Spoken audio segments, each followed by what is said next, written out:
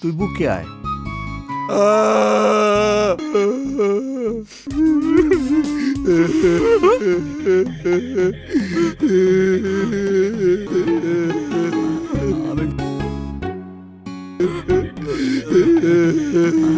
আমি যাই,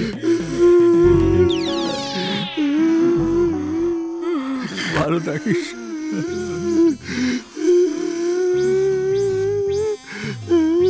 মনে করে গ্রামে গিয়া ভোটটা দিস রে।